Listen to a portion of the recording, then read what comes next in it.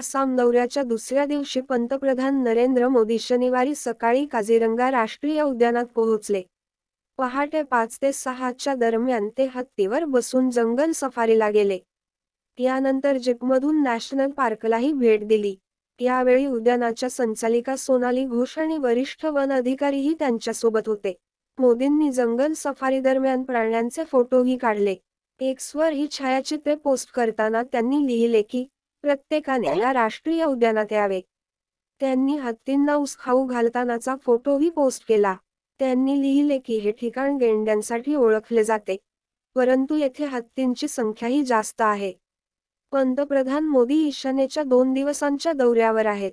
शुक्रवारी संध्याकाळी ते आसाममधील तेजपूरला पोहोचले. काझीरंगा नॅशनल पार्कच्या गेस्ट हाऊसमध्ये रात्री मुक्काम केला. काझीरंगाला 1974 मध्ये राष्ट्रीय उद्यानाचा दर्जा मिळाला आणि यावर्षी काझीरंगा या यशाचा सुवर्ण महोत्सव साजरा करत आहे. काझीरंगा 1985 मध्ये जागतिक वारसा स्थळ घोषित करण्यात आले.